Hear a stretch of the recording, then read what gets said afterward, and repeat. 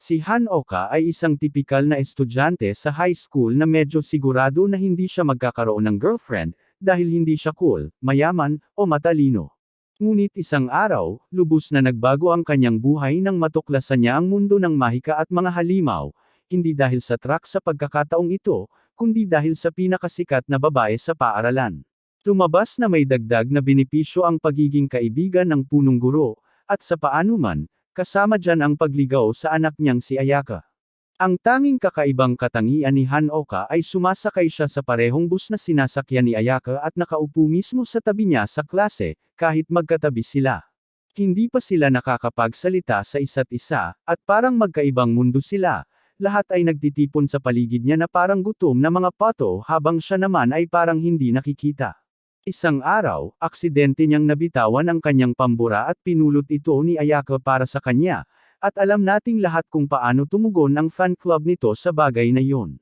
Kinayla nila siya palabas ng klase, itinulak, at binugbog na parang isa lang siyang random na karakter sa background, binabalaan siya na huwag muling pagtatrabahuhin ang kanilang prinsesa para sa kanya. Pagkatapos bugbugin na parang gamu-gamu, pumunta siya sa opisina ng guro para tumulong dahil siya ang may day duty. Pero pagkatapos, may isang babaeng lumapit at kinuha ang bunten ng mga papel mula sa kanyang mga kamay. Baka isipin mo dito magsisimula ang isang matamis na pag-iibigan, pero hindi, isa lang siya sa mga tagasunod ni Ayaka, at gusto niyang malayo si Hanoka sa kanya dahil si Ayaka ay naka-day duty din.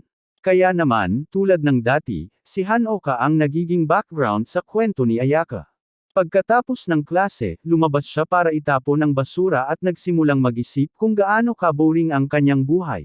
Doon niya napansin ang isang kaina-hinayang laruan ng kuneho sa basurahan at hinayla ito para tingnan.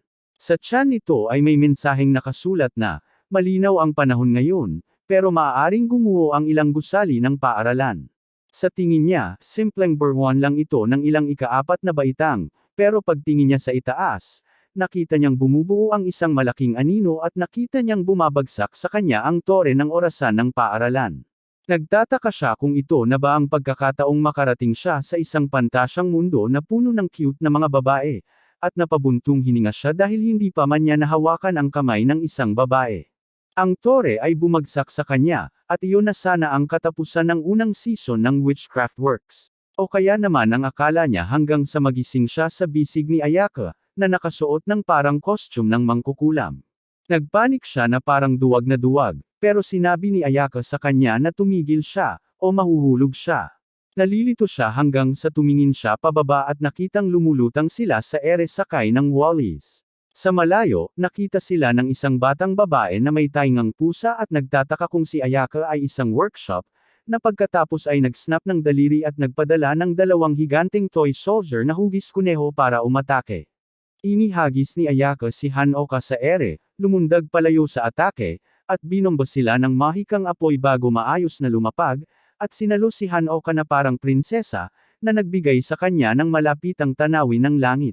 Bumangon ang mga larwang sundalong kuneho at sinugod sila gamit ang kanilang mga espada, ngunit pinasabugan sila ni Ayaka ng mga bolang apoy, pagkatapos ay nakipaglaban ng malapitan gamit ang kanyang walis at mahika.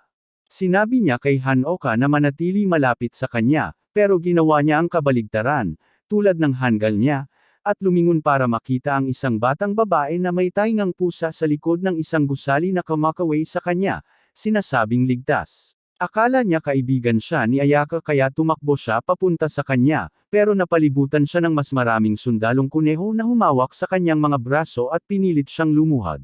Isa sa mga sundalo ang lumapit dala ang palakol, at lahat sila ay naghanda upang gawin siyang susunod na halos walang ulo na Nick para sa isang Harry Potter remake. Nagtataka siya kung panaginip lang ito, pero biglang sumulpat si Ayaka, sinunog ang lahat ng sundalo, at iniligtas siya na parang tunay na pangunahing karakter na dapat niyang gampanan. Akala pa rin ni Hanoka na nanaginip siya at nagsimulang purihin siya, sinasabing kahit sa panaginip niya ay kamangha-mangha siya at imposibleng magkaroon siya ng pakialam sa kanya, lalo pat iligtas siya na parang pinagsamang Sailor Moon at Harry Potter. Sinabi niya sa kanya na tungkulin niya iyon, at kahit nalilito siya, hindi na niya kailangang mag-alala dahil paprotektahan niya ito. Nagtatanong siya kung bakit, at sinasabi niyang dahil siya ang kanyang prinsesa. Nakumpirma lang ba si Hanoka na babae? Tinatanong din ni Hanoka ang sarili niya ng parehong bagay at nagsisimulang magduda kung lalaki ba talaga siya, pero pinaalalahanan siya ni Ayaka na hindi sa 2023 nakatakda ang anime na ito, at sa ngayon ay dalawa pa lang ang kasarian. Sinabi niya sa kanya na siya na ang bahala sa mga bagay-bagay, pero napansin niya na bahagyang nasunog ang buhok nito at nag-alala na siya ang naging sanhi nito. Tinanong niya kung bakit siya ang nagbayad para sa kanya, at sinisi ang sarili sa pagiging tanga at pagkahulog sa isang patibong kahit na binalaan siya nito na manatiling malapit. Sabi niya ang nasunog niyang buhok ay kasalanan niya at isang regalo mula sa itaas, pero tumigil siya, napagtanto na siya ay talagang nagiging ganap na simp. Pagkatapos ng maraming taon ng pambubuli ng kanyang mga fanboy, isa na siya sa kanila ngayon nang hindi man lang niya namamalayan. Habang nakaupo siya doon at nahihiya, nakita niya ang isa sa mga larwang sundalo na bumabangon muli para atakehin siya mula sa likod. Naaalala ang ginawa ni Sasuke sa Naruto Bridge Arc, tumalon siya sa harap niya at siya ang tumanggap ng suntok. Akala niya cool siya kung sasabihin kusang gumalaw ang katawan niya, pero nahimete siya bago pa man siya makapagsalita. Lumuhod si Ayaka sa tabi niya at binigyan siya ng mayanhing yakap at oo, may dahilan kung bakit sinabi kong mayanhing yakap sa halip na yakap lang. Nang makitang nasaktan si Hanoka, nagalit si Ayaka at sinabing dapat na lang niya silang sinunog lahat hanggang maging abo mula pa sa simula.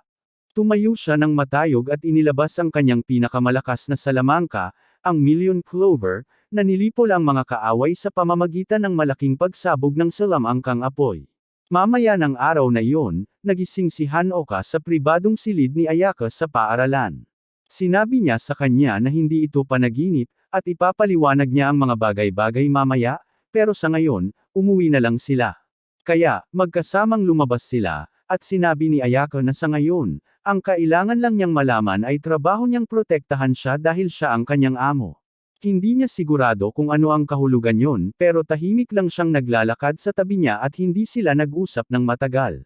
Ilang araw ang lumipas, tila bumalik na sa normal ang lahat, pero sa pagkakataong ito, imbes na hindi nakikita, nagsimulang makatanggap si Hanoka ng selos na tingin at galit na sulyap ng piliin ni Ayaka na umupo sa tabi niya sa bus papuntang paaralan sa umaga.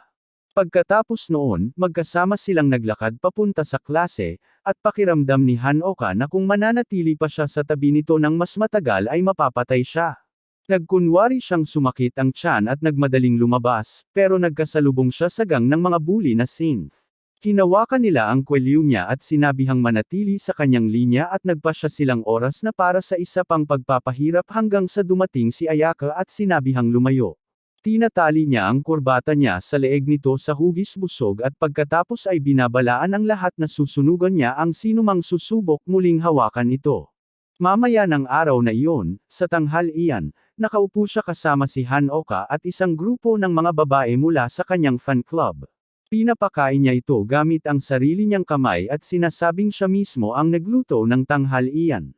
Nasisiyahan si Hanoka sa sandaling iyon ngunit hindi komportable na napapaligiran ng 20 babae na malinaw na hindi siya gusto doon, iniisip na sinisira niya ang mood. Tumayo siya at sinabing kakain na lang siya sa ibang lugar tapos tumakbo palayo. Nang makita ito, nagalit si Ayaka at sinunog ang tanghalian ng lahat habang nakatingin sa lupa. Samantala, nakokonsensya si Hanoka sa pagiging bastos niya at naglalakad sa bakuran kung saan bumagsak ang gusali sa kanya. Napansin niyang normal na ulit ang lahat, parang walang nangyari. Pagkatapos, lumingon siya at nakita ang batang babae na may taingang pusa na nakatayo sa tabi niya. Sinabi niya sa lalaki na ang bumabagsak na gusali ay isang ilusyon lamang, at pagkatapos ay sinabing sigurado na siya na ito ay isang walang alam na talunan dahil mag-isang dumating ng walang anumang napagtanto.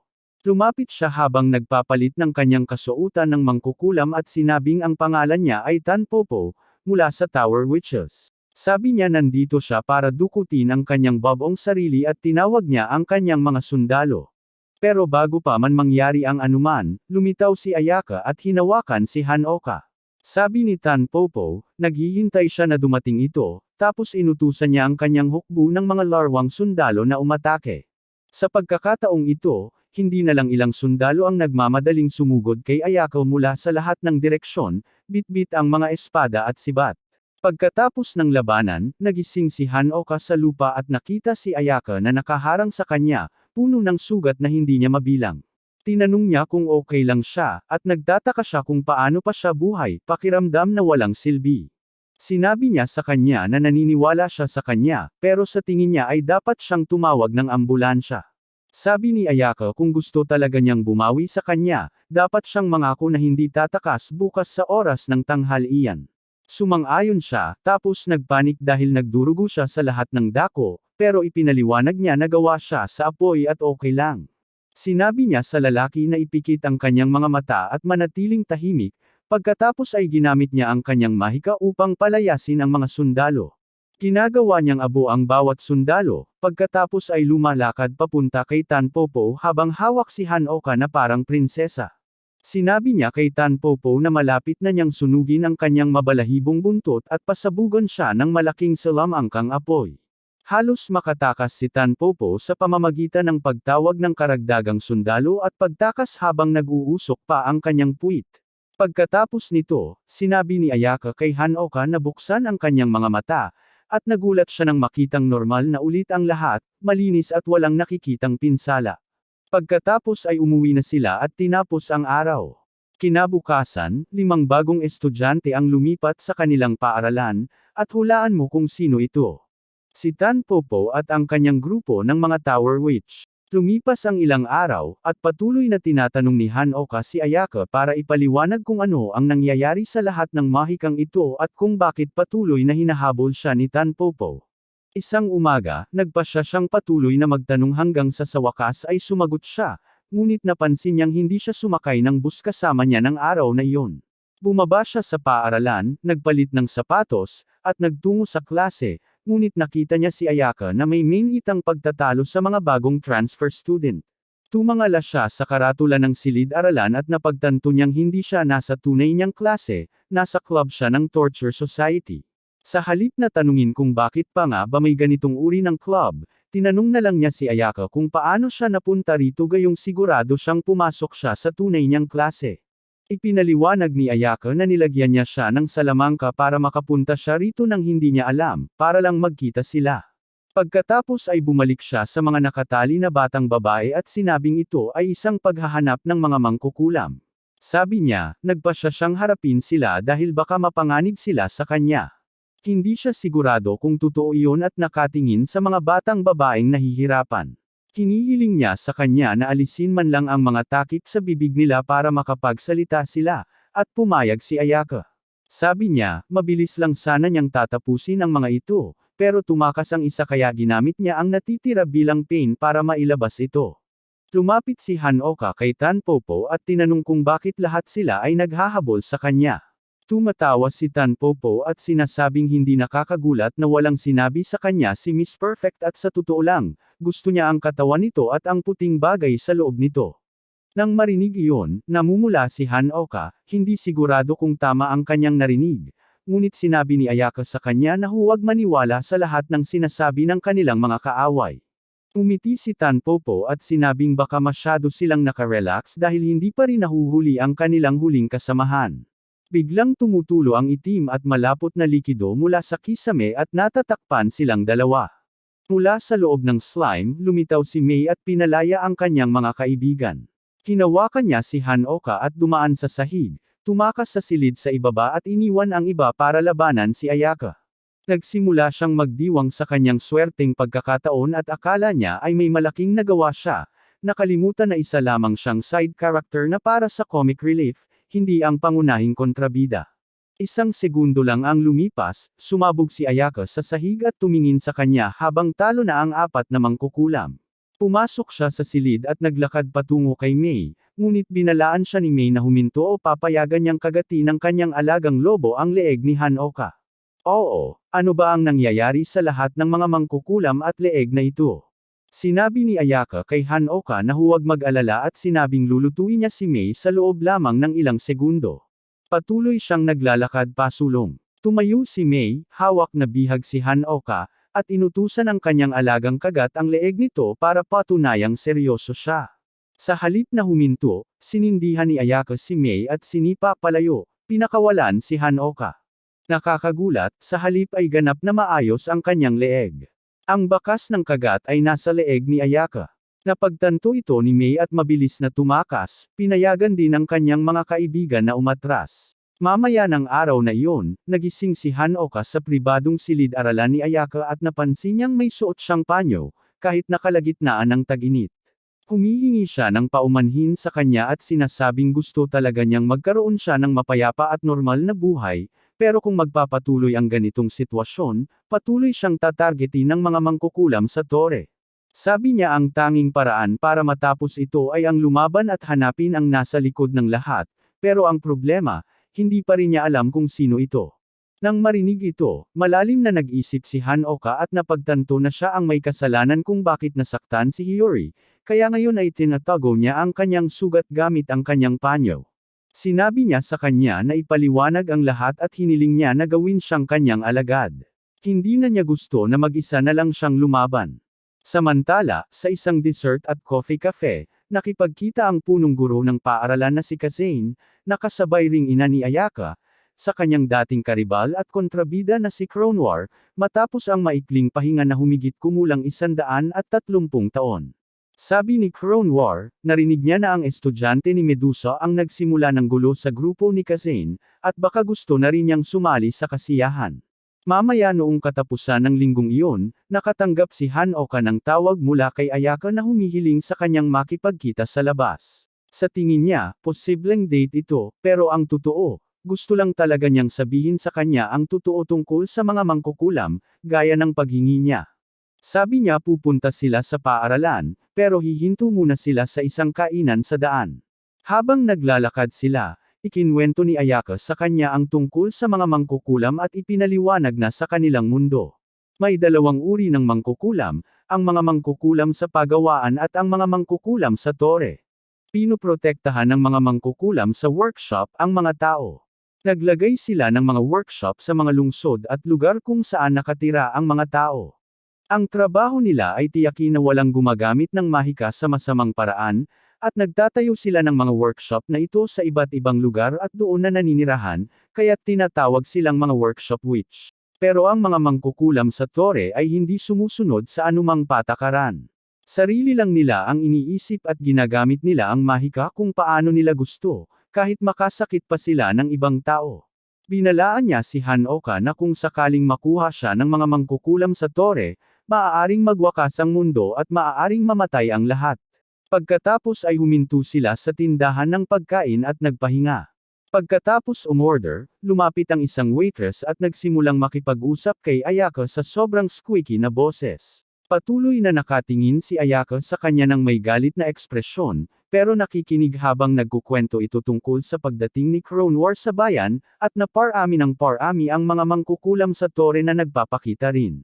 Napagtanto ni Hanoka na ang batang babae ay talagang bise-presidente ng konseho ng mag-aaral sa kanilang paaralan, at isa siyang workshop witch katulad ni Ayaka.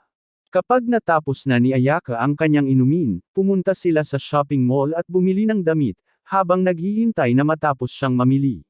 Nakita ni Hanoka ang isang cute na batang babae na tumutulong sa isang nawawalang bata at lumapit siya.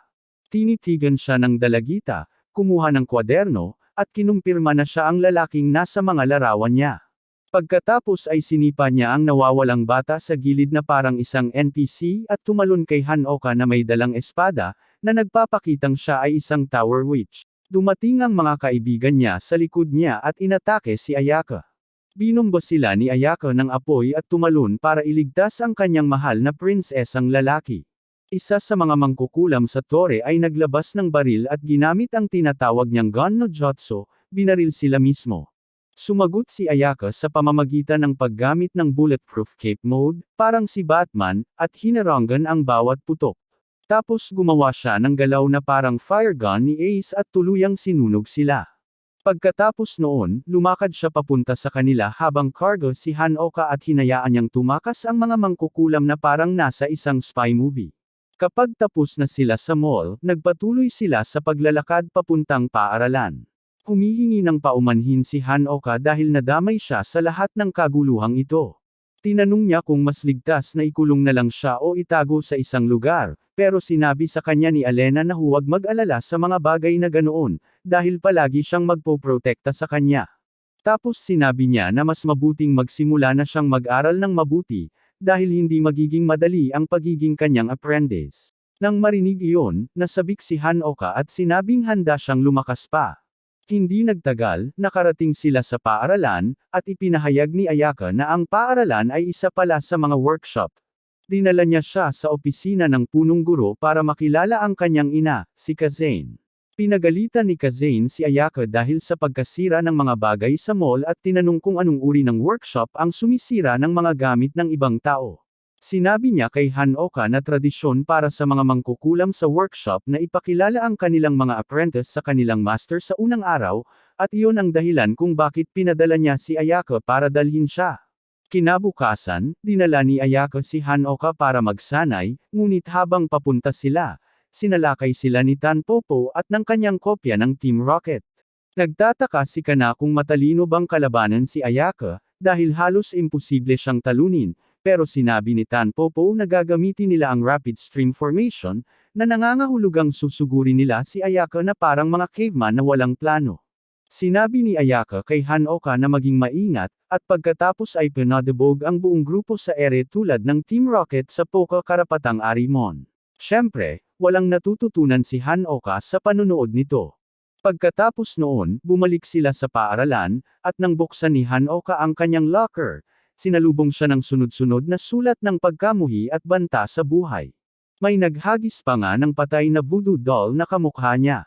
Sabi ni Ayaka, gawa raw ito ng kanyang mga fanboy at sinabihan siya na huwag mag-alala, hindi na nila susubukang saktan pa siya. Gayunpaman, nararamdaman niya ang galit na tingin sa paligid niya dahil nakaupo siya sa tabi nito, nakapag-aral kasama nito para sa mga pagsusulit, nakapares sa klase ng gym, at nakapaglakad papapunta at pauwi ng paaralan kasama ang babaeng pinapangarap nilang lahat. Pagkatapos ng klase, naghahanda si Hanoka para magsanay ng mahika, pero sinamahan siya ni Ayaka hanggang sa bus stop at sinabing alam niyang pagod siya, kaya magpapahinga muna sila ngayon. Sumakay sila sa bus at umuwi, pero sa daan, nakita ni Ayaka ang isang kakaibang lumilipad na mahiwagang isda sa labas ng bintana at sinuri ang display ng bus na nagbago mula sa susunod na stop patungong dead end. Tumalon siya at lumingon para makita si Cronwar na nakaupo sa likod na hanay. Ngayon ay walang laman ang bus, wala na ang driver, at gumagalaw lang ito gamit ang kanyang mahika. Sinabi niya kay Hanoka na kalma lang, pagkatapos ay humarap kay Cronwar, na humakbang pasulong at ipinakilala si Ayaka. Naghanda si Ayaka para ilunsad ang isang pag-atake sa apoy, ngunit pinatigil siya ni Cronwar gamit ang isang spell na tinatawag na dictatorship.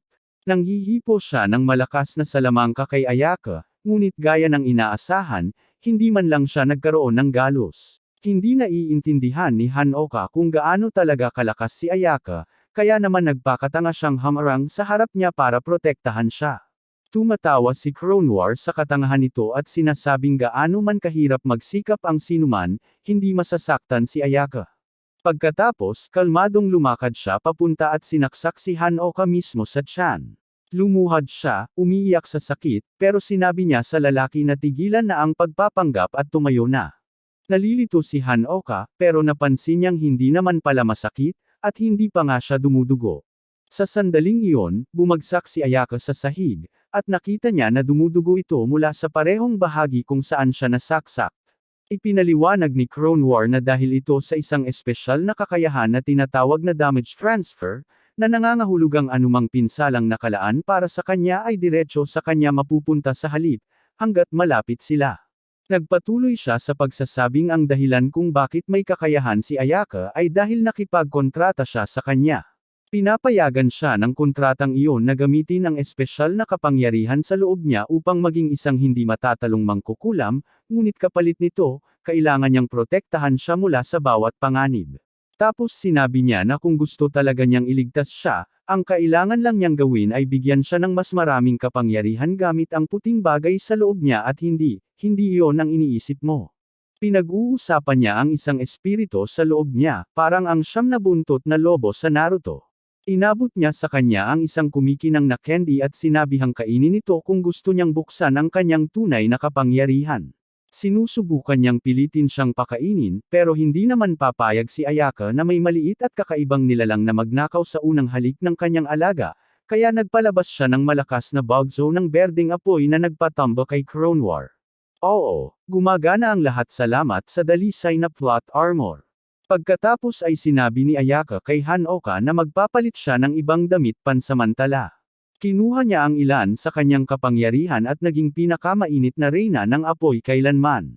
Sa nagliliwanag na berdeng apoy at kapangyarihan ng dragon, mabilis niyang nalampasan si Kronwar at sinaksak ang kalasag at lalamunan nito. Ngunit kahit pagkatapos noon, nakatakas pa rin si Kronwar at iniwan sila sa bus stop. Si Hanoka ang unang nagising at nakita niyang nawala na ang sugat ni Ayaka, pero hindi pa rin ito nagbubukas ng mata.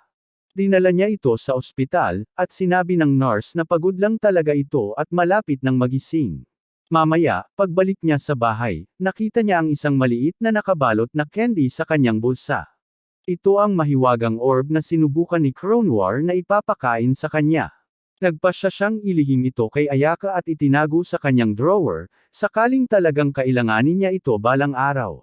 Nagsimula rin siyang mag-isip tungkol sa sinabi ni Kronwar tungkol sa kontrata ni Ayaka sa kanya, at kung nangangahulugan ba iyon nakilala na siya nito bago pa man sila magkita sa paaralan. Kinabukasan, ni-reserve ni Ayaka ang buong gym para lang sa kanilang training session. Binigyan niya si Hanoka ng sarili nitong uniforme ng trainee ng mangkukulam at sinimulang ipaliwanag kung ano ang ginagawa nito.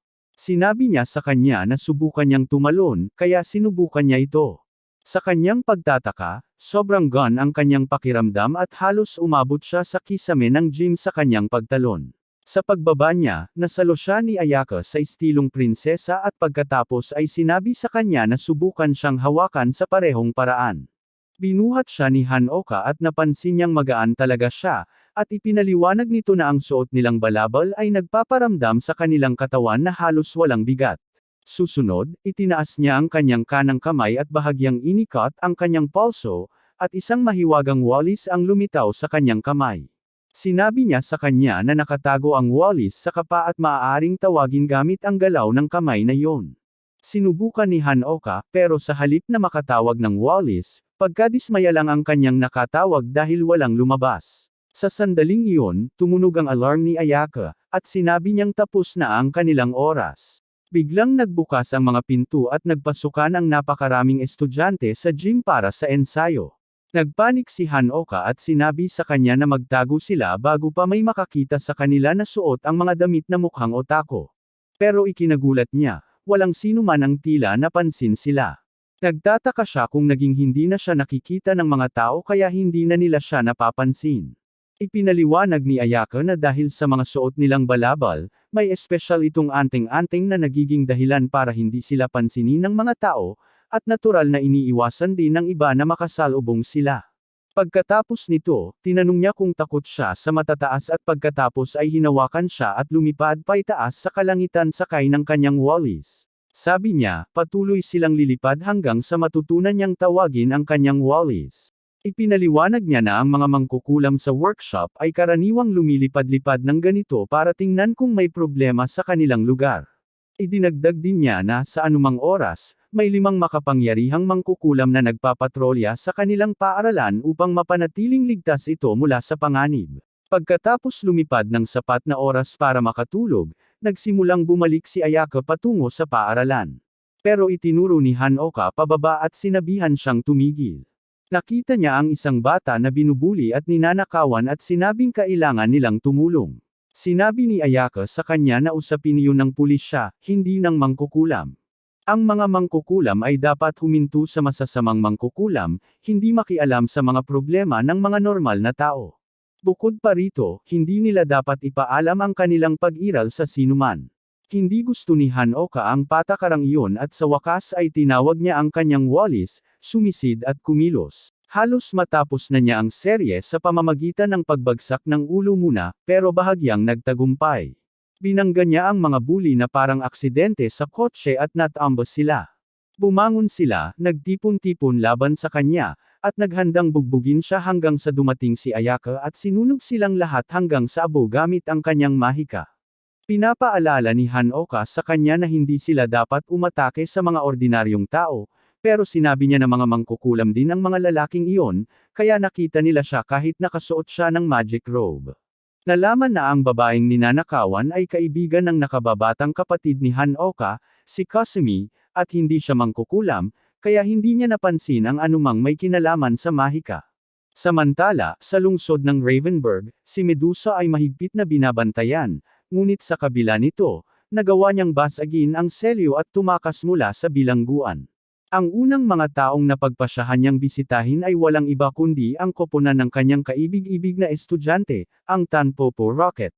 Pero bago pa niya sila mahanap, nakita natin si Tanpopo at ang kanyang grupo na nakaupo sa isang restaurant, nag-iisip ng plano para makuha si Hanoka at tuluyang talunin si Ayaka.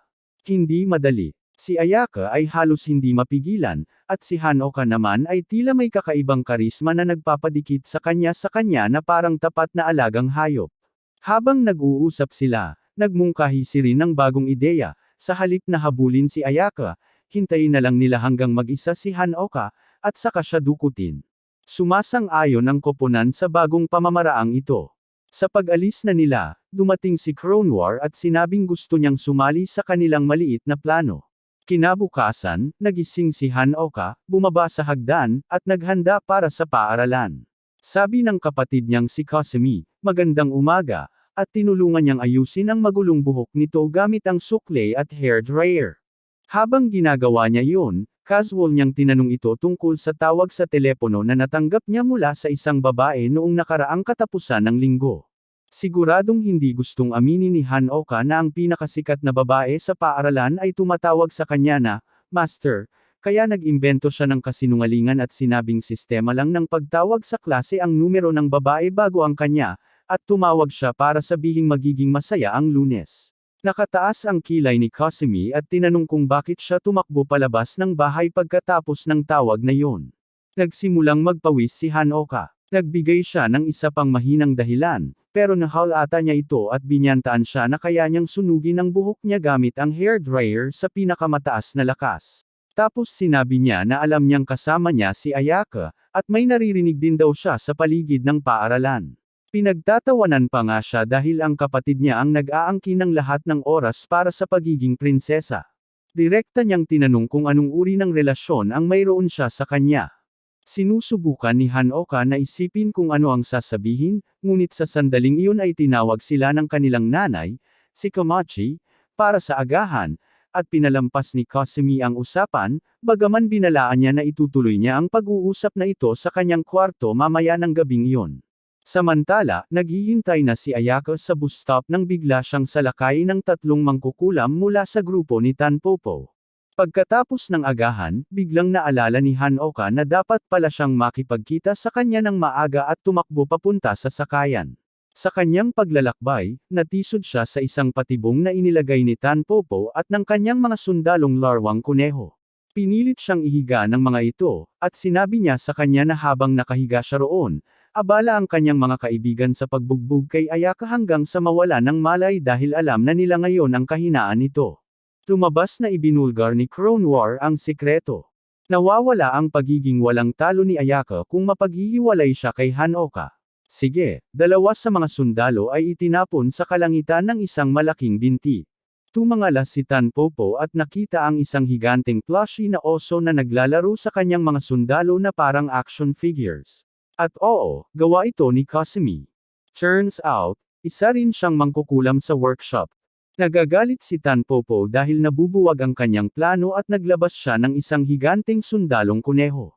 Nagsisimula ang labanan ng mga higanti, ang oso laban sa kuneho. Sa una, parang nananalo ang oso, pero biglang ginawa ng kuneho ang lahat ng lungkot na paggalaw sa mata, na ikinagulat ng oso at nagbigay ng sorpresang tusok sa mata. Lumalakas ang labanan. Sinubukan ng oso na i-body slam ang kuneho, pagkatapos ay pinaikot ito na parang Beyblade patungo sa mga linya ng kuryente. Ang kuneho ay bumabalik ng may mga guwanteng may tinak at kahit nakalalasong gas. Sa wakas, pareho silang nagbigay ng kaliwang suntok, pero ang oso ang unang nakapuntos at natamba ang kuneho. Biglang sumugod ang isang ligaw na T-Rex na buto-buto na may pagtatakol. Tumingon si Kasumi na parang, anong klaseng Pokemon yan? At napagtanto niyang si Rin yun kasama ang kanyang alagang undead. Ngayon, 2v1 na, nakapalibot sa kanya sina Tanpopo at Rin, pero inilabas ni Kasumi ang kanyang lihim na galaw, sorpresang ina, at pinalaki ang kanyang oso hanggang sa kasing laki ng higanteng Titan. Dinudurog niya ang kuneho at kalansay sa ilalim ng isang paa at aksidenteng sinisira ang mas maraming gusali kaysa sa mga terorista noong 9 hanggang 11. Pagkatapos nito, bumaba si Kasumi sa kanyang higanteng oso at lumapit kay Hanoka, na nakaupo lang sa lupa na parang gabi ng sine, at naghihiling na sana may popcorn siya. Tinanong niya kung ano ang lahat ng iyon, at tinanong siya nito kung sino sa palagay niya ang nagpoprotekta sa kanya sa lahat ng panahong iyon noong wala ang prinsesa.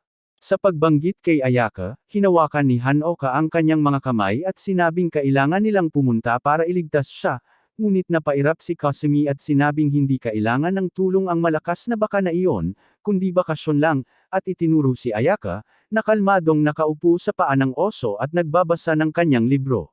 Bumaba si Ayaka, at tumakbo si Hanoka papunta sa kanya, paulit-ulit na nagpapasalamat dahil ligtas siya at nakipaglaban sa mga mangkukulam. Sa panunood niyan, naiinis si Kasumi at sinasabing siya ang dapat pasalamatan. Pagkatapos ay sinabi niya kay Ayaka na nagkasundo silang si Kasumi ang magpoprotekta sa kanya tuwing katapusan ng linggo at pista opisyal, at si Ayaka naman ang mag-aalaga sa kanya sa paaralan at sa bus. Pero sinira ni Ayaka ang kasunduan nang ilabas niya siya noong nakaraang katapusan ng linggo. Habang nagtatalo sila kung sino ang magbabantay sa kanya, biglang may napagtanto si Hanoka. Lahat ng sinabi ni Kasumi kanina tungkol sa pambubuli at hindi pagkaalam sa kanya at kay Ayaka ay gawa-gawa lang. Umiti siya ng mapanukso at sinabing trabaho niya bilang nakababatang kapatid nito ang pagbibiro sa kanya. Pagkatapos ay nagiging seryoso siya at sinasabi kay Ayaka na binalaan sila ng punong guru na mahigit 30 mangkukulam sa tore ang nasa lungsod na ngayon, at kahit hindi pa sila gumagalaw, malamang ay may malaking bagay na darating. Samantala, napunta tayo kay Kazene na binuksan ang TV, para makita na kalahati ng lungsod ay nawasak mula sa labanan ng oso at kuneho. Bamantong hininga siya at nagtataka kung gaano pa siya kalubog sa utang para ayusin ang lahat ng gulo na ito. Pabalik sa lungsod, sinabi ni Ayaka kay Hanoka na baka gusto niyang protektahan ito ng buong panahon, at dapat na lang silang magsama. Sa ibang lugar, may ginagawa na naman si Kronwar. Ipinadala niya ang kanyang Croco Boy para hanapin ang lahat ng Tower Witch sa lungsod at tipunin sila sa kanyang base. Kasabay nito, nakatanggap si Kazene ng tawag mula kay Rothenberg.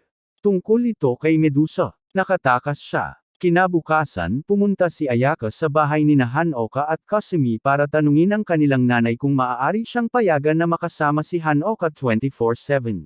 Sa kanilang pagkabigla, agad-agad pumayag ang kanilang nanay, si Gamachi, at nagbahagi pa nga ng kwento mula sa sarili niyang panahon sa pag-aaral. Sabi niya noong high school pa siya, naging malapit siyang kaibigan sa isang malakas na babae na kilala bilang Dragon Tooth. Ang batang babaeng iyon ay walang iba kundi ang nanay ni Ayaka, si Kazene. Naging napakalapit nilang dalawa, gusto nilang magpakasal sa isa't isa. Pero dahil hindi pa naman 2023, kailangan nilang magpakasal sa mga lalaki sa halip. Kaya naman, nangako silang magpakasal ang kanilang mga magiging anak sa isa't isa, na nangangahulugang, nakipag-ugnayan na sina Hanoka at Ayaka bago pa man sila isinilang. Tumanggi si Kasumi na tanggapin ito at sinabing hindi niya hahayaang umalis ng ganun kadali ang kanyang kuya. Sinabi ni Gamachi sa kanya na kailangan na siyang maging matanda na, at na ang ginagawa lang niya buong araw ay ipagawa sa kanya ang mga bagay-bagay. Sabi ni Kasumi karapatan niya bilang nakababatang kapatid niya, pero kapag hindi gumagana iyon, tinatakal lang siya ni Gamachi sa lupa at pinipigilan, habang sumisigaw kay Hanoka na kunin ang mga gamit niya at tumakbo. Pagkatapos nito, magkasamang lumabas sina Ayaka at Hanoka, at tinanong niya kung okay lang ba sa kanya na mag-isa lang silang nakatira. Sabi niya, walang lalaki sa mundo na hindi gugustuhin iyon. Tapos sinabi niya na parang kakaibang nakakamiss ang buong bagay. Sinusubukan ni Ayaka tapusin ang kanyang iniisip, parang nagkita na sila noon, matagal na, pero gaano man sila magsikap, hindi nila maalala kung kailan. Sabi niya malabo rin ang sarili niyang mga alaala, Pero ang isang bagay na malinaw niyang naaalala ay ang kanyang misyon na protektahan siya gamit ang lahat ng kanyang makakaya. At ngayon, nagsisimula na siyang maniwala na may malapit sa kanilang kapangyarihan ang may gawa nito, na parang bahagi lang ng mas malaking plano ang lahat. Hindi nagtagal, huminto ang kanyang kotse at binuksan ng driver ang pinto para sa kanila. Napagtanto ni Hanoka na dahil anak siya ng punong guro, tiyak na mayaman si Ayaka. Dumating sila sa bahay niya o mas tamang sabihin ay sa gusaling kasing laki ng kaharian niya. Pumasok sila sa loob at sinalubong ng tila libong katulong. Sabi ni Ayaka, nasa isa sa mga mataas na palapag ang kanyang kwarto, kaya sasakay sila ng elevator habang paakyat. Nagtataka si Hanoka kung sino pa ang nakatira sa isang 41 palapag na bahay. Sa wakas ay nakarating sila sa kanyang silid, ngunit nang buksan nila ang pinto, nakita nila ang tatlong katulong na nasa loob na at naging bato na. Nakatayo sa likod nila si Medusa, na nagsasabing napagod na siya sa paghihintay. Sumingit si Ayaka at mabilis na sinabihan si Hanoka na manatili sa 12 palapag. Sinara niya ang pinto ng elevator sa likuran niya. Nagiging ganap siyang anyo ng labanan na may kakayahang gumamit ng apoy at sinisimulan niyang labanan si Medusa gamit ang lahat ng kanyang lakas. Samantala, nakatayo si Hanoka sa likod ng pinto. Nalilito kung bakit pinaalis siya ni Ayaka, lalo na't karaniwan ay pinipilit niyang manatiling malapit, naisip niya na masyadong malakas ang kaaway sa pagkakataong ito. Pagkatapos ay naalaala niya, kung masyado siyang lalayo kay Ayaka, mawawala ang kanyang kawalan ng kakayahang masaktan. Kaya, sa halip na makinig sa kanya, nagpasya siyang gawin ang pinakamahusay niyang gawin, na lubos na hindi pansinin ang mga tagubilin. Biglang natunaw ang pinto ng elevator at bumagsak sa lupa si Ayaka. Sinabi niya kay Hanoka na kunin ang kanyang walis at tumakbo, dahil sa mga laban tulad nito, siya ay karaniwang karakter sa background na nagtatapos na napipilay.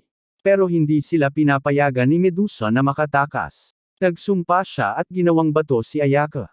Nagmamakaawa si Hanoka na palayain si Ayaka at sinasabing gagawin niya ang anumang gusto nito, ngunit sinabi ni Medusa na hindi siya kasing tanga niya. Pagkatapos ay naalaala ni Hanoka ang candy na mayroon pa siya, ang dinala niya noong lumipat sila.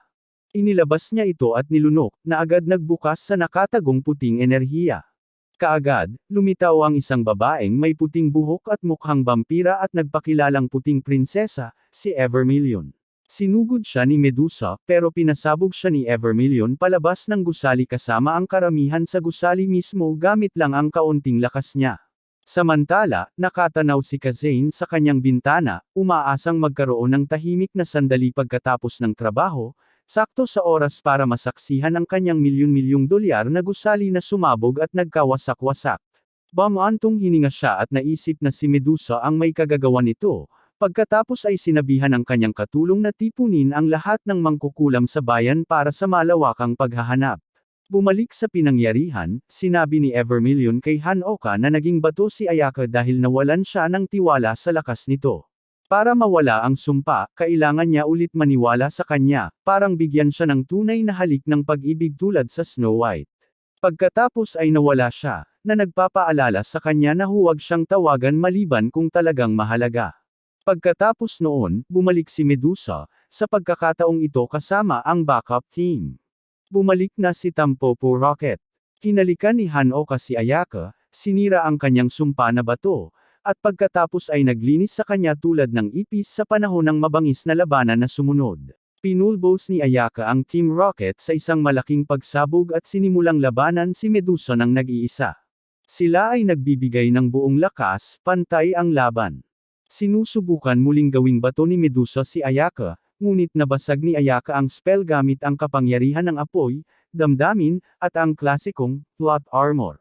Habang naglalaban sila sa ere, nagsimulang antukin si Hanoka at, oo, hulaan mo, nakatulog siya habang yakap si Ayaka. Pag-usapan natin ang pagiging patay. Sandali. Mamaya ng gabing iyon, nagising siya sa opisina ng nurse ng paaralan at nakita si Ayaka na nakaupo sa tabi niya. Tinanong niya kung panaginip lang ba ang lahat ng nangyari. Sabi niya hindi, totoo lahat ng iyon.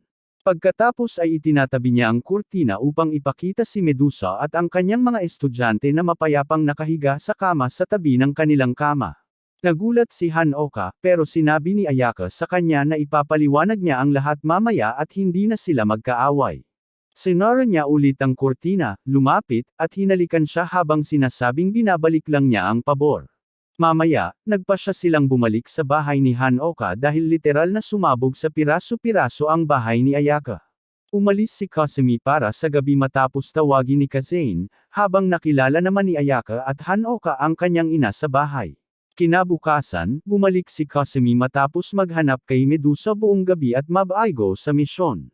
Nagpasya siyang tingnan si Hanoka at pumasok sa kwarto nito, ngunit nakita niya si Ayaka na nakaupo sa ibabaw nito at sinisiyasat ang selyo sa dibdib nito.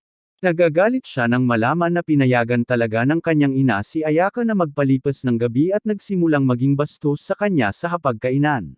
Hindi na kaya ni Kamachi at biglang nagmukmak ng husto.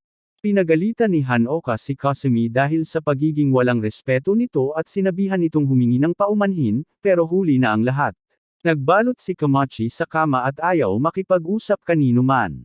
Tinawagan ni Hanoka ang kanyang trabaho para ipaalam na may sakit siya at hindi makakapasok, pagkatapos ay umalis na papuntang paaralan ng mas maaga kaysa sa iba. Pabalik sa paaralan, nagkakaroon ng pulong ang konseho ng mag-aaral at ang fan club ni Ayaka. Nawawala na sa katinoan ang Pangulo. 2 linggo na mula nang maging malapit si Hanoka sa kanilang prinsesa at walang sino mang gumawa ng anuman tungkol dito. Tumingon siya sa vice-presidente, pero kahit siya ay tumangging kumilos. Sinabi niya sa Pangulo na kumalma dahil sinabi ni Ayaka na hindi niya hahayaang may humawak kay Hanoka. Hindi nagustuhan ang sagot na iyon, bumaling ang Pangulo sa kanilang tagapayo sa club, ang guro sa agham na si Kayo Kairi Sensei, at pinagalitan siya. Sabi niya, naging tagapayo lang nila siya dahil duwag siyang tumanggi at sawa na siya sa kawalan ng silbi nito. Kung hindi siya gagawa ng paraan tungkol kay Hanoka, ipapaboto niya sa buong konseho na tanggalin siya sa trabaho. Mamaya ng umagang iyon, nilapitan ni Kayo Kairo sina Ayaka at Hanoka at hiniling na makipag-usap sa kanila sa science lab. Doon, sinabi niya sa kanila na siya ang tagapayo ng konseho ng mag-aaral at na naging problema si Hanoka. Sabi niya, malamang na hindi alam ni Hanoka kung ano si Ayaka noong unang taon niya, dahil huli na siya naglipat.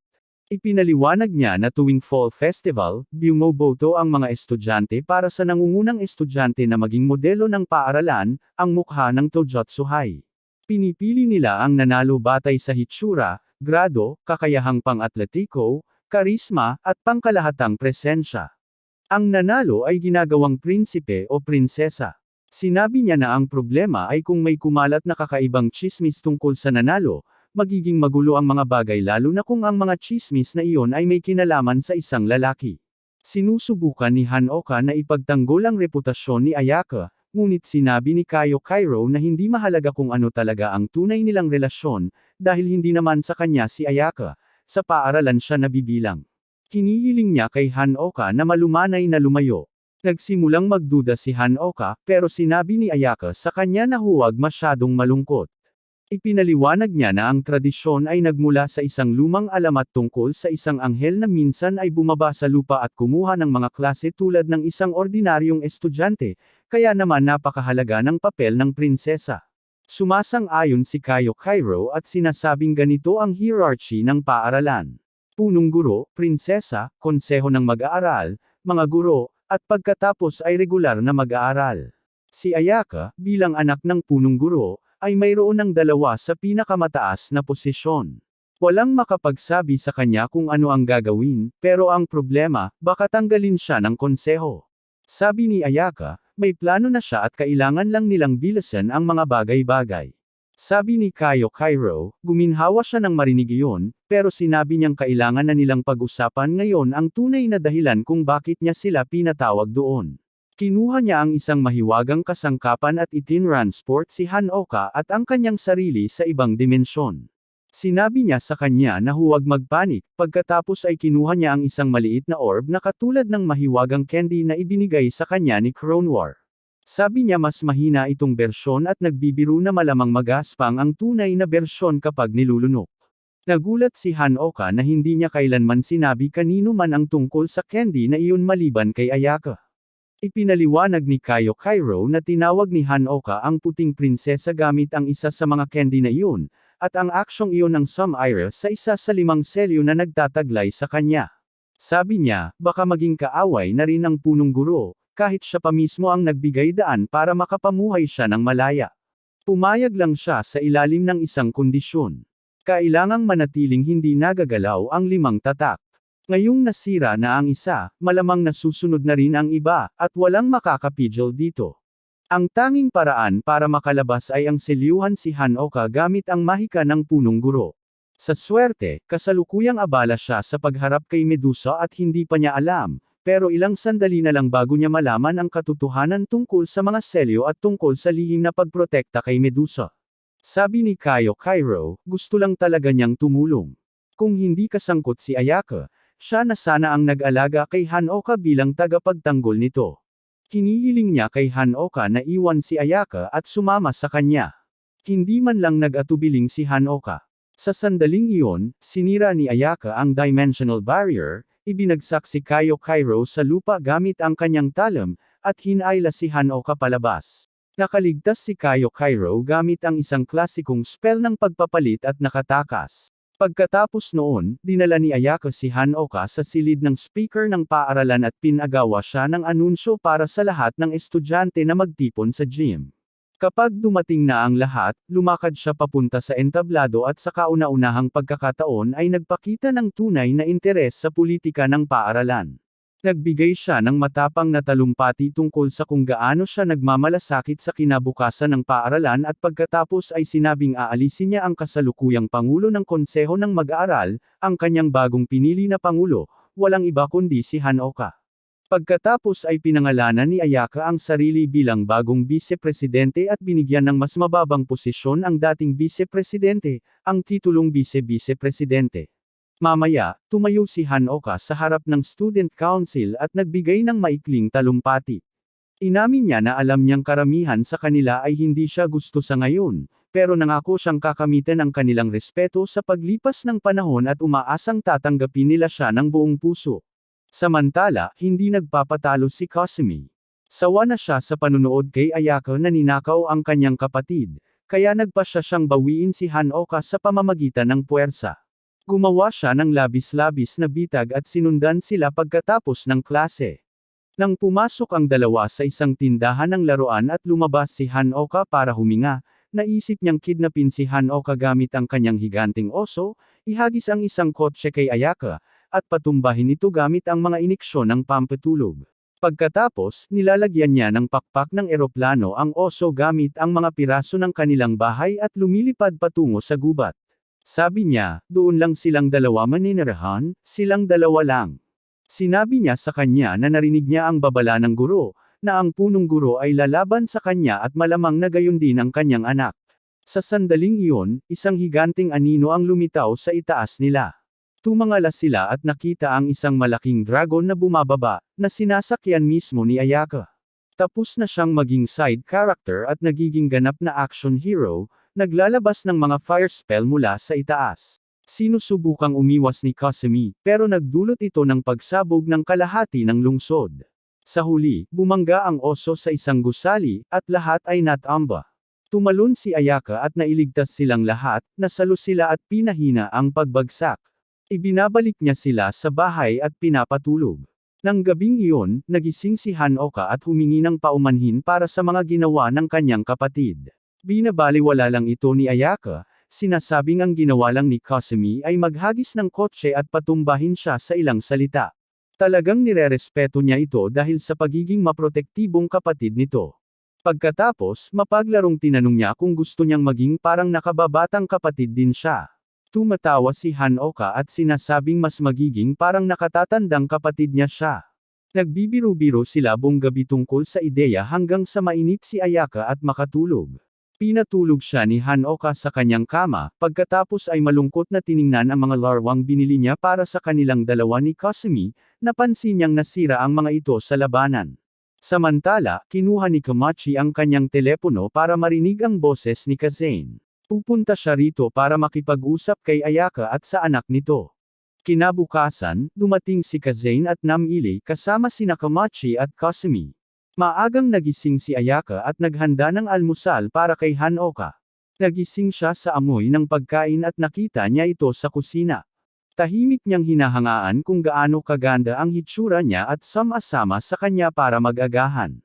Samantala, sina Tanpopo at ang kanyang grupo na nakatira kay Medusa sa bahay ni Hanoka ay nagpaplano na ngayon upang hulihin siya. Tinanong nila si Medusa kung bakit bigla na lang siyang sumusunod sa mga utos ni Ayaka. Sabi ni Medusa, patas silang natalo, at ayon sa mga patakaran, kailangan nilang sundin ang nanalo. Hanggat magkatugma ang kanilang mga layunin, wala siyang dahilan para kumilos pa, pero kung gusto pa rin ng iba na subukan ang isang bagay, malaya silang subukan kapag wala si Ayaka. Kaya naman, palihim silang umakyat sa itaas at naghintay sa labas ng kwarto ni Hanoka, umaasang aalis si Ayaka, pero nagulat sila dahil nanatili itong gising sa tabi niya buong gabi at umalis lang para magluto ng almusal. Mukhang hindi siya nangangailangan ng tulog tulad ng normal na tao, isa lang iyon sa kanyang mga kahangahangang kakayahan. Mamaya, sa sala, nag-usap sina Hanoka at Ayaka tungkol sa kanilang mga nanay, tapos lumabas para kunin ang labada nang biglang umulan.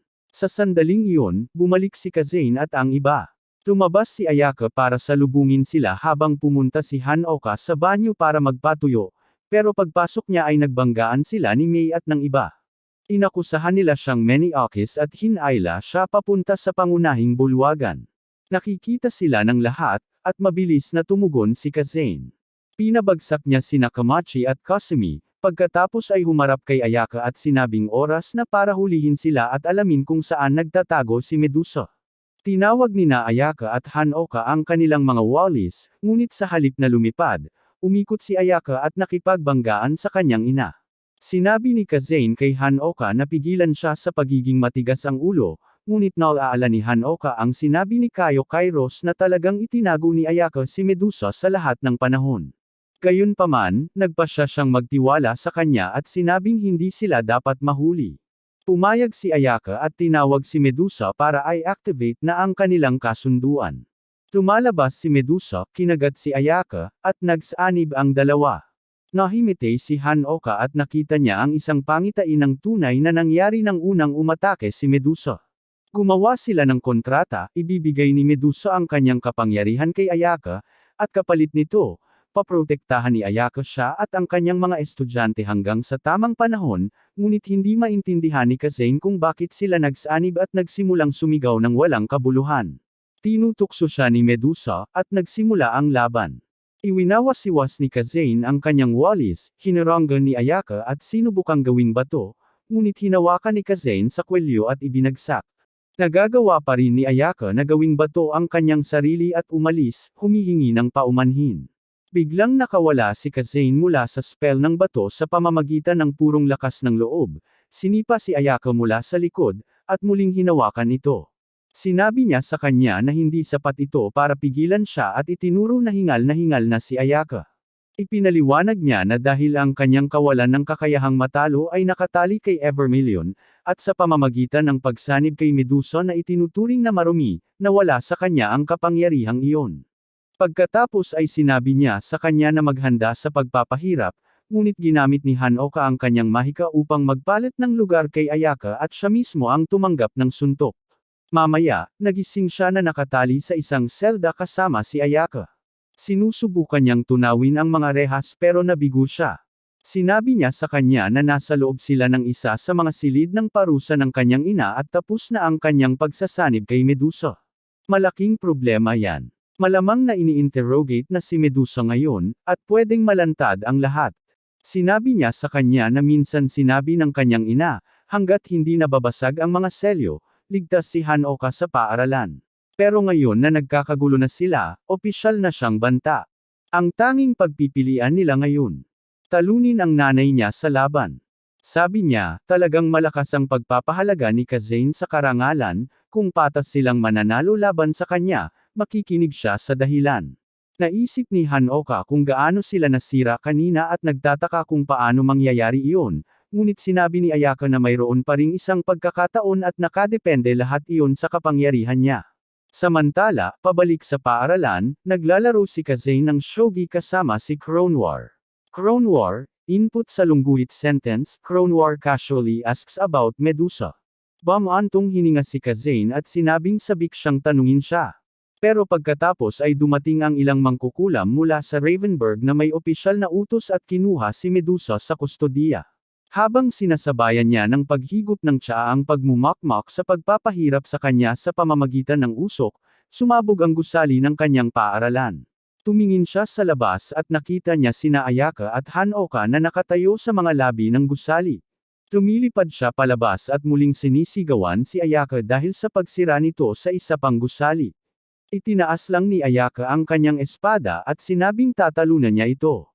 Tinanong ni Kazane kung bakit sinusubukang labanan siya ni Ayaka at sinabihan itong tigilan ang paglalaro, isuot ang uniforme nito, at umalis sa mga labi. Pinagalitan niya silang dalawa dahil sa pagtakas sa kulungan at sinabing uuwi na sila at bukas, lilinisin nila ang kalat. Lumakad palayo sina Ayaka at Hanoka, nakahinga ng maluwag dahil hindi niya nalaman ang anuman tungkol sa mga selyo. Sumasang-ayon sila na kung magtatapos ng maayos ang mga bagay, baka iyon na lang ang mahalaga. Nang gabing iyon, natulog sina Hanoka at Ayaka sa iisang kama, pero huwag kayong mag-alala, walang nangyari. Dahil malapit sila, nagkaroon ng kakaibang panaginip si Hanoka na nagpapakita ng mga alaala mula sa nakaraan ni Ayaka. Nakikita niya ang panahon kung kailan dinala ni Kazane ang mga anak na babae ng dalawang mangkukulam upang maging kaibigan ni Ayaka at tulungan siyang makasabay. Ang dalawang iyon ang magiging una niyang tapat na tagahanga at ang ikatlong upuan at vice-presidente ng konseho ng mag-aaral. Naging malapit sina Kani at Toko kay Ayaka at napansin nila na, kahit nahihirapan siya sa pakikipag-ugnayan sa iba, kahanga-hanga siya sa lahat ng iba pang bagay, sa karisma, sa grado, at sa sports. Sa paglipas ng panahon, labis na humanga sila sa kanya kaya naman bumuo sila ng isang ganap na fan club na kalaunan ay humantong sa pagiging opisyal na prinsesa ng paaralan ni Ayaka. Pero isang araw, nakita ni Ayaka si Hanoka na naglalakad sa harap niya kasama ang kapatid nito at may nag-spark sa loob niya. Iyon ang sandaling pumunta siya sa kanyang ina at sinabing natagpuan niya ang taong nakatakda niyang protektahan. At ganoon nagsimula ang paglalakbay ni Ayaka bilang tagapangalaga ni Hanoka. Kinabukasan, nagising si Kasumi, naglakad papunta sa kusina, at sinubukang alalahanin kung ano pa nga ang nangyari kahapon. Binuksan niya ang pinto at nakita ang hapagkainan na puno ng mga rocket na Tin Tan Popo. Nalaman ni Kazane na pinayagan niya silang umalis, dahil si Medusa lang ang kanyang pinahalagahan, at dahil wala na silang ibang mapupuntahan, lumipat na lang sila doon. Hindi masaya si Kasumi. Pagkatapos maghanda, pumunta siya sa kwarto ni Hanoka para gisingin ito at muli na naman niyang nakita si Ayaka na nakapatong dito, sa pagkakataong ito ay nakasuot ng parang nurse, at sinasabing sinusuri niya ang selyo nito. Pagkatapos ng almusal, naglalakad ang lahat papuntang paaralan. Parang bumalik na sa normal ang lahat. Puno ng mga sulat na puno ng galit at mga liham na humihiling sa kanya na umalis sa konseho ng mag-aaral ang locker ni Hanoka. At gaya ng dati, nagkakamali siya sa mga sagot sa klase kahit na nagsisikap siya. Sa tanghalian, nagtungo sina Hanoka at Ayaka sa kantina. Biglang nakarinig sila ng basag na salamin at nagmadaling bumaba sa hagdan para makita ang mga estudyanteng sinisira ang paaralan. Nagsimula ang kaguluhan, mga motorsiklo sa mga pasilyo, mga estudyanteng nagbebenta ng sigarilyo. Ganap na paghihimagsik ito. Nagtatanong si Hanoka kung ano ang nangyayari, at sinabi ni Ayaka na mukhang isang pag-aalsa. Sabi ni Tan Popo, kasalanan niya bilang pangulo ng konseho ng mag-aaral. Pagkatapos, nakita nila si Toko na itinulak sa lupa ng isang batang babae na nagngangalang Rinan. Inabot niya kay Hanoka ang isang sulat, na humihiling na magpunta siya sa gym ng mag-isa sa ganap na 2:30 ng hapon. Tiyak na hindi pala kaibigan ang tono ng sulat. Ipinaliwanag ni Toko na habang nagpapatrolya siya sa gabi, nakita niya ang dating pangulo ng konseho ng mag-aaral sa isang bar kasama si Rinan. Sinabi niya na ninakaw ni Hanoka ang kanyang posisyon at ngayon ay namumuno sa paaralan na parang diktador. Sinabi ni Ayaka kay Toko na magkita sila pagkatapos ng klase. Mamaya, sa klase sa gym, sinabi niya kay Hanoka ang totoo, si Rinan ay isa sa 5 piling mangkukulam na nagpapatrolya sa paaralan. Tinatawag nila siyang pumatay ng oso. Ayon sa balita, minsan tumakas ang isang tigre na nagngangalang Lucky Bear mula sa zoo, at pinigilan niya ito gamit ang kanyang sariling kamay. Sinuspinde siya 2 buwan na ang nakalipas dahil sa paglikha ng gulo. Sa tanghalian, sinabi ni Hanoka na sigurado siyang galit na galit ang punong guro sa lahat ng pinsala, pero sinabi ni Tanpopo na wala siya sa bayan. Si Kronwar ang namamahala sa ngayon at malinaw na wala siyang pakialam kung ano ang mangyayari sa paaralan. Sa ganap na 2:30 ng hapon, mag-isang nagtungo si Hanoka sa gym, dala ang payo ni Ayaka kung paano lumaban si Rinan. Pagdating niya, nakita niyang naging fighting ring ang gym, puno ng mga estudyanteng nagpapalakpakan. Sinusubukan ni Hanoka na makalusot sa pamamagitan ng pag-uusap, ngunit sinabi ni Rinan na sinaktan niya ang kanyang matalik na kaibigan at sinira ang kanyang imahe. Pagkatapos ay malakas siyang sinuntok sa mukha at natamba ito. Bumangon si Hanoka, pero sinabi ni Rinan na tuturuan niya ito ng leksyon sa harap ng lahat. Sunod-sunod siyang nagpapalabas ng suntok, muling pinatutumba siya. Pagkatapos ay hinawakan niya ang kurbata nito at naghandang ilunsad ang kanyang paboritong huling atake. Pero doon na binabaliktad ni Hanoka ang sitwasyon. Matagal na niyang hinihintay ang sandaling ito salamat sa paghahanda ni Ayaka. Pinapalakas niya ang kanyang mga istatistika gamit ang mahika, pinatumba si Rinan, at pinagtulungan siya. Naghanda siyang suntukin siya, pero pinigilan niya ang sarili dahil 2014 pa lang at mahalaga pa ang pagiging maginoo. Sa sandaling iyon, biglang namatay ang mga ilaw. Dumating sina Ayaka at ang Tanpopo team. Madaling natalo ni Rinan ang mga mangkukulam, pero isang suntok lang ni Ayaka ay nawalan na siya ng malay. Pagkatapos, binuhat nila si Hanoka sa isang pose ng tagumpay habang suot ang kanilang mga kapa upang itago ang kanilang mga pagkakakilanlan. Bumalik ang ilaw at mukhang natalo niya si Rinan. Nang maglaon ay nabunyag na si Ayaka at ang dating pangulo ang nagplano ng lahat ng ito 1 linggo na ang nakalipas. Kung tumulong ang dating pangulo sa pag-aayos, babalik siya sa kanyang pwesto. Medyo nasobrahan siya sa pagganap sa papel at mas pinagalit niya si Rinan kaysa sa plano, pero sa huli, nagtagumpay naman. Ngayon, si Hanoka ang bayaning nanalo sa pumatay ng oso. Trending ang pangalan niya online, at nagre-react ang mga YouTuber sa buong mundo sa laban niya.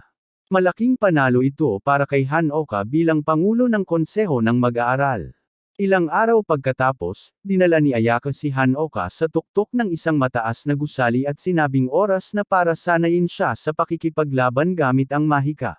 Nalilito si Hanoka, palagi niyang sinasabi na masyadong mapanganib. Sabi niya alam niyang nag-e-ensayo siya ng palihim at nagtatago ng mga bagay sa kanya, at hindi niya gusto iyon.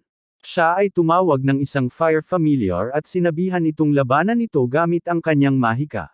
Ang pamilyar na mga putok ay nagpaputok sa kanya, na nagpabagsak sa kanyang puwit. Sinabi ni Ayaka sa kanya na tawagin ang sarili niyang familiar, pero si Hanoka ay nakatingin lang sa kanya na parang, ano, at nagtanong kung paano. Ang pamilyar na pag-atake ay muling nangyari, at nasugatan ni Hanoka ang kanyang siko. Mabilis na tumatakbo si Ayaka para tulungan siya, pero tumayo si Hanoka at itinulak siya pabalik. Sinabi niya sa kanya na maging mahigpit na guro kung may matututunan siya. Nakatitig sa kanya si Ayaka ng 1 segundo, pagkatapos ay binuhat niya ito at itinapon mula sa gusali. Sinabi niya sa kanya na magpatawag ng lumilipad na pamilyar o mag-enjoy sa pagbagsak, at sa isang iglap, napagtanto ni Hanoka na talagang nagkamali siya.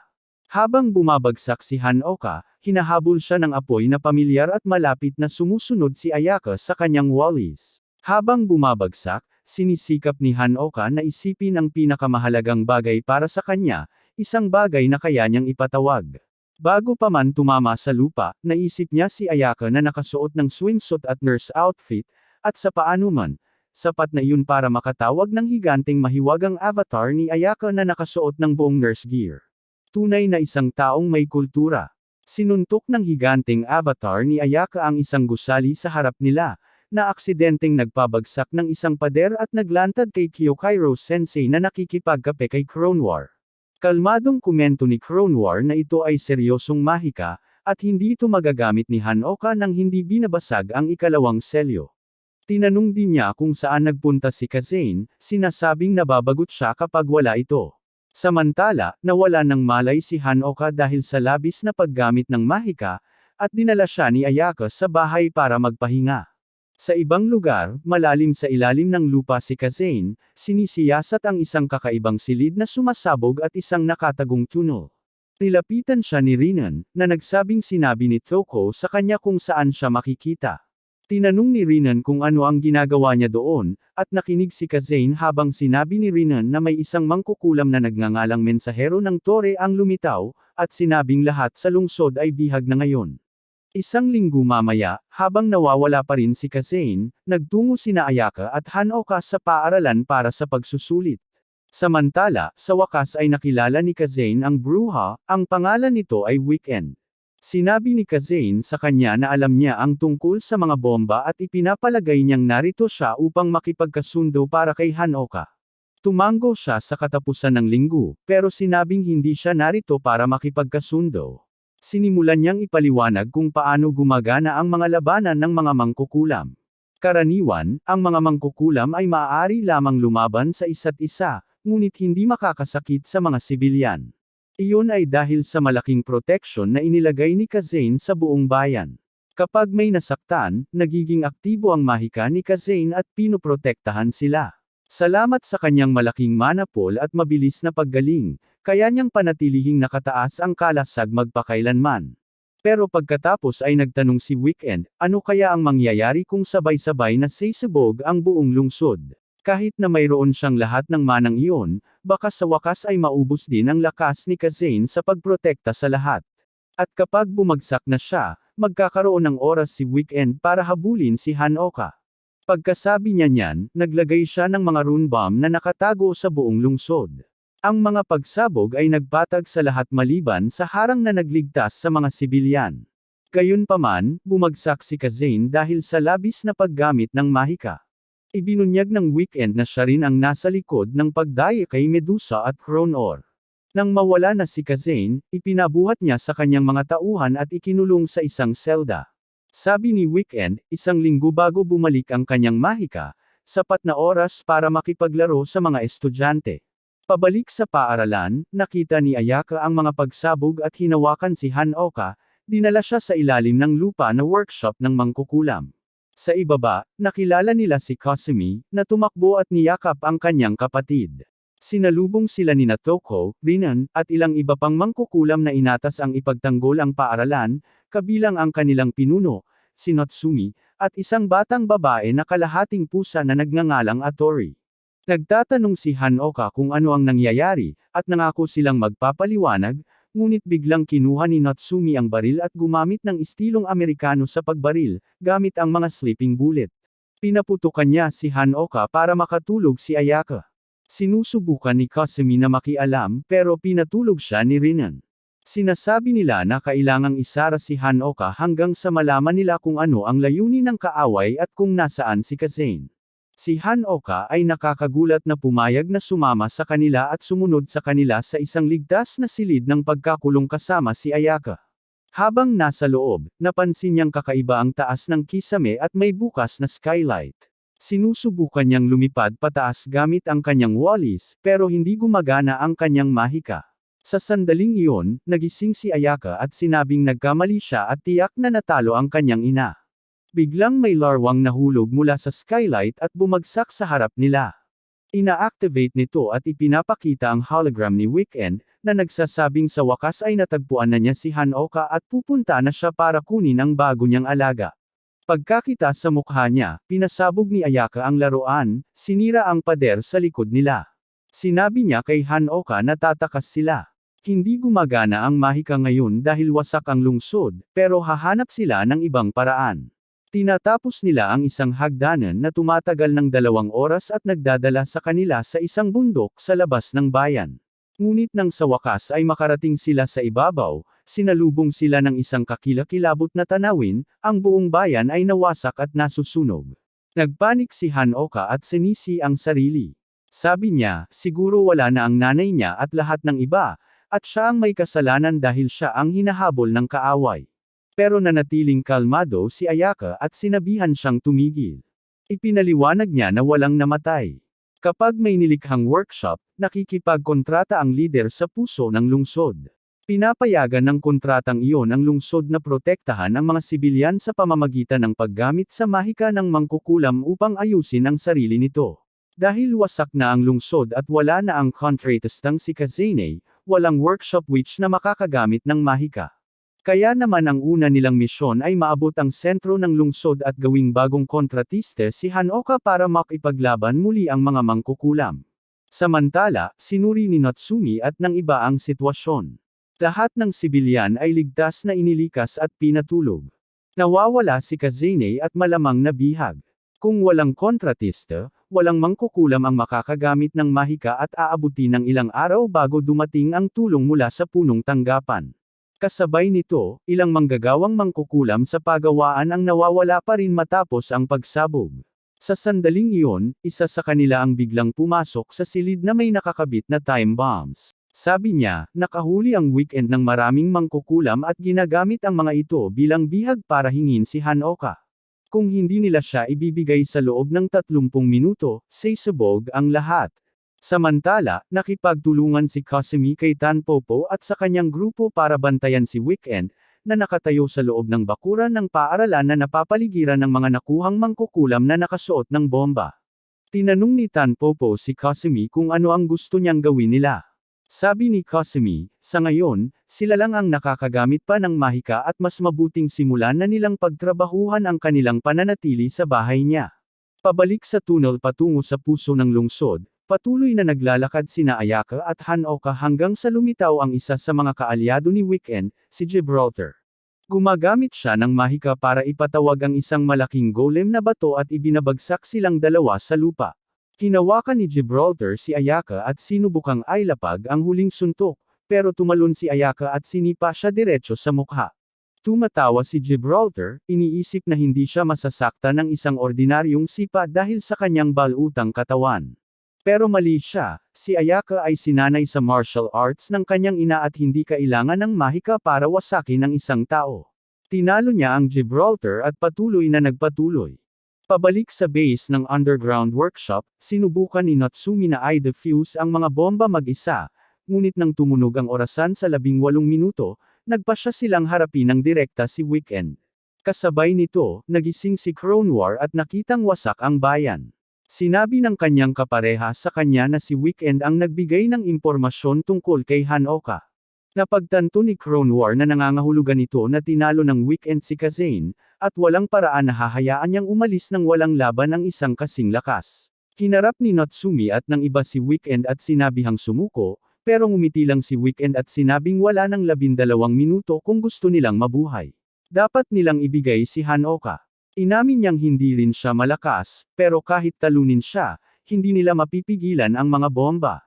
Nagsimulang magtaka si Kasumi kung hindi si Weekend ang nagkokontrol sa mga bomba, at kung may ibang tao ang tunay na banta. Umalis siya para hanapin ang kapareha ni Weekend sa gusali. Pabalik sa tunnel, narating ni Hanoka ang puso ng lungsod at sinundan ang mga yapak ni Ayaka para gawin ang bagong kontrata. Malapit nang matapos ang oras. Sinalakay ni Rinan at ng iba si Weekend, at sa sandaling iyon, naramdaman nilang bumalik ang kanilang mahika. Natapos na ni Hanoka ang kontrata. Sa pagbabalik ng mahika, pinatay nila ang lahat ng bomba at tinalo si Weekend. Ikinulong nila siya sa isang mahiwagang selda sa Kisame, ngunit nagulat sila nang gumamit siya ng pisikal na granada para makatakas. Pinasabog niya ang buong lugar, suot ang baluting bakal sa ilalim ng kanyang damit para mabuhay. Pagkatapos ay nakipagkita siya sa kanyang kapareha at pinasabog ang huling alon ng mga bomba, na nagpatay ng mas maraming mangkukulam sa workshop. Tinutukso niya si Hanoka sa pamamagitan ng kanilang ugnayan sa kontrata, hinahamon siyang dumating at iligtas sila. Sinusubukan ni Hanoka na bumangon at tumulong, pero sinuntok siya ni Ayaka sa ulo at sinabing siya na lang ang bahala. Sa ibang lugar, hinabol ni Kasumi at ng kanyang grupo ang kasosyo ni Weekend at nakipaglaban. Mayroon siyang kapangyarihan sa pagkopya, na nagpapahintulot sa kanya na gamitin ang kapangyarihan ng kanyang kalaban. Ang susunod ay isang laban na parang Titan, ang laban ng higanteng kulay rosas na oso ni Kasumi laban sa kanyang madilim na bersyon. Nagbanggaan sila sa isa't isa sa isang epikong labanan. Mukhang nananalo si Kasumi hanggang sa maging sanhi ng pagbagsak ng bahagi ng paaralan ang laban, Kasama pa rin sa loob si Tanpopo at ang kanyang gang. Ginagamit ni Kasumi ang kanyang oso para iligtas sila, pero sinamantala ng kaaway at tinambush siya. Mukhang masama hanggang sa lumitaw si Medusa sa anyong tao niya, gawing bato ang kaaway, at sabihin sa kanyang mga estudyante na parurusahan niya sila mamaya dahil sa paggawa ng masamang trabaho. Tumakbo siya palayo, hinahabol ng mga mangkukulam ng Rothenburg. Pabalik sa opisina ng NARS, dumating si Atori para tingnan si Hanoka. Sinabi ni Ayaka sa kanya na mataas ang lagnat nito dahil sa stress ng pagbuo ng kontrata. Sabi ni Atori tapos na ang kanyang misyon at binigyan niya ng update si Ayaka na hinahabol na ngayon ni Kronwar ang mga Power Witch. Sinabi rin niya kay Ayaka na huwag masyadong mag-alala kay Hanoka. Nagpasalamat si Ayaka sa kanya at hiniling na bantayan siya, habang pupunta siya para tuluyang talunin si Weekend. Kinuha niya ang kanyang espada at lumipad patungo sa simbahan kung saan nagtatago si Weekend. Walang oras na sinasayang si Ayaka at sinugod niya si Weekend, ngunit natapon siya pabalik ng isang pagsabog sa kalagitnaan ng hangin. Sabi ni Weekend, wala siyang mga kakayahang nasira tulad ni Ayaka o Kazane. Kaya naman, ginugol niya ang mga taon sa pagtatanim ng mga bomba sa buong lungsod. Ngayon puno na ng mga bitag ang lugar, walang pag-asa si Ayaka. Patuloy silang naglalaban. Ang katapusan ng linggo ay nagdala ng malakas na pagsabog, na tumama kay Ayaka, ngunit bumangon si Ayaka mula sa mga labi, ang kanyang kapangyarihan sa apoy ay ganap ng aktibo. Patuloy ang laban at nagawang talunin ni Ayaka si Weekend sa malapitan, ngunit sa sandaling magpapahinga na siya, tinamaan siya ng isa pang pagsabog at itinapon sa pinto. Ibinunyag ni Weekend na mayroon siyang mga higanting manika na pinapagana ng mana at ipinadala niya ang mga ito para atakihin si Ayaka. Samantala sa paaralan, sina Hanoka at Kai Kairo ay inatake ng isa pang kaalyado ni Weekend. Ginagamit ni Kai Kairo ang kanyang mahika para ibalik si Hanoka sa totoong mundo. Nagising siya at tinanong si Atori tungkol kay Ayaka, pero sinabi nitong magpahinga siya dahil sa lagnat niya. Sa sandaling iyon, nakatanggap siya ng tawag mula kay Kai Kairo. Sabi niya, nagtanim si Weekend ng malaking bomba sa daigdig ng panaginip na ito at kung hindi nila siya mapipigilan, mamamatay ang lahat ng inilikas. Binuhat ni Atori si Hanoka papunta sa kinaroroonan ni Ayaka, at dumating sila sa tamang oras para makita siyang nakahandusay sa sahig, paunan. Hinawakan siya ni Hanoka at sinabi kung ano ang nangyayari at kailangan nilang talunin si Weekend. Binigyan niya ito ng pahintulot na gamitin ang kanyang kapangyarihan at ginawa nga ni Ayaka iyon. Tubos niyang sinira ang Weekend, walang pagpipigil. Hinihiling niyang malaman kung saan ang switch ng bomba. Umingiti ang katapusan ng linggo at sinasabing huli na ang lahat at pinapagana ang bomba. Habang nagsisimulang mamatay ang lahat, tumayo si Hanoka at sinubukang muling tawagin si Evermillion. Sinusubukan siyang pigilan ni Ayaka, pero nawalan siya ng malay.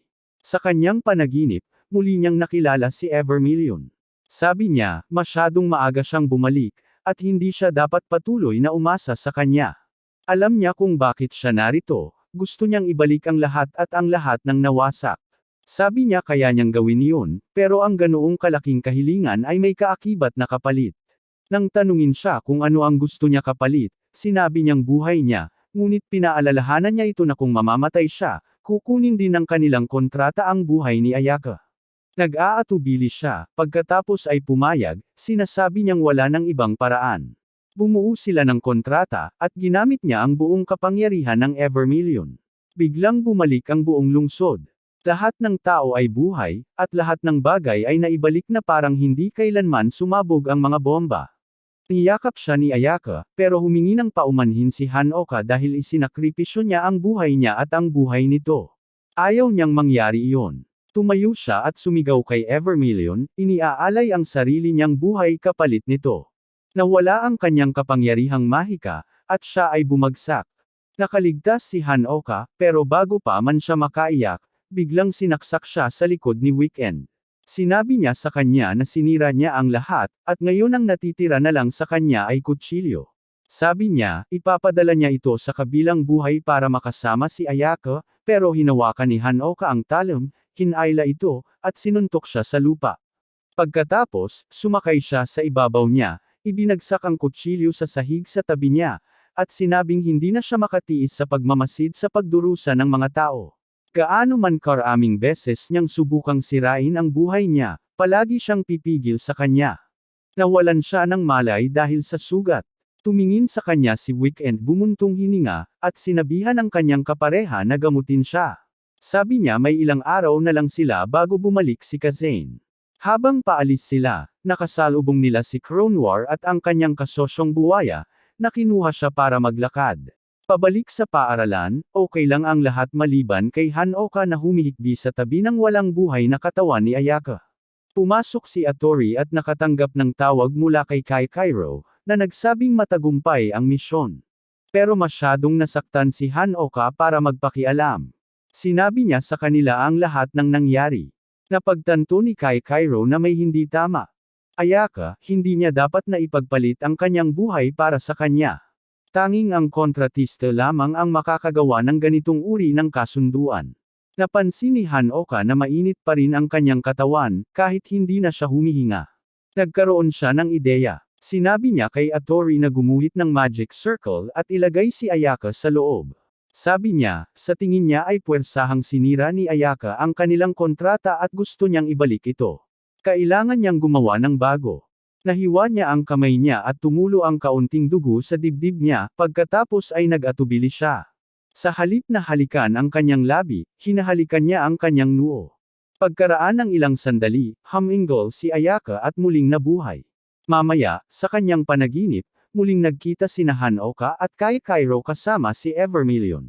Ipinaliwanag niya na maraming taon na ang nakalipas, hiwalay na kontrata ang ginawa ni Ayaka sa kanya. Kung sakaling mamatay si Hanoka o mangailangan ng tulong, isusuko ni Ayaka ang kanyang kontrata upang magamit niya ang sarili niyang kapangyarihan.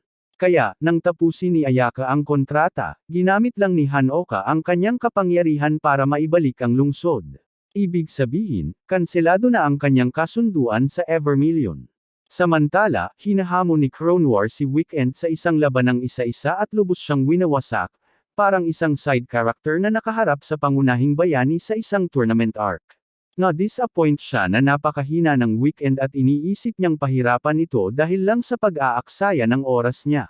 Pero sa sandaling iyon, dumating si Kazane at sinabing gusto niyang parusahan si Weekend. Nagulat si Weekend dahil akala niya ay mawawalan pa rin ng mahika si Kazane sa loob ng ilang araw. Sabi ni Kronwar, hindi, 20 oras lang ang kailangan niya para ma-recharge. Nang tanungin kung bakit hindi siya maagang dumating, sinabi ni Kazane na gusto niyang ang mga bata naman ang mag-asikaso ng mga bagay-bagay sa pagkakataong ito. Ngayon naman, siya na ang maglilinis ng kalat nila. Nag-aaway sina Kazane at Kronwar kung sino ang makakapagparusa kay Weekend. Ito ay isang epikong labanan sa pagitan ng dalawang pinakamalakas na mangkukulam. Ilang minuto lang tumatagal at si Kazane, gaya ng dati, ang nananalo. Ilang minuto lang tumatagal at si Kazane, gaya ng dati, ang nananalo. Kinabukasan, nagising si Hanoka sa kanyang kwarto. Binati siya ni Ayaka at sinabing oras na para sa klase. Sa kanilang paglalakbay, tinanong ni Hanoka kung okay lang siya. Sabi niya, kailangan ng oras para maibalik ang kanyang mahika, pero okay lang siya kahit wala ito. Biglang sinalakay sila ng Team Tanpopo Rocket ulit. Sinubukan nila ang kanilang karaniwang paraan ng pagbihag kay Hanoka, ngunit si Ayaka, kahit walang mahika, ay napatunayang siya pa rin ang reyna. Hinawakan niya sa ulo sina Tanpopo at Mei at halos madurog sila. Mabilis silang humihingi ng paumanhin, at bumabalik sa normal ang lahat.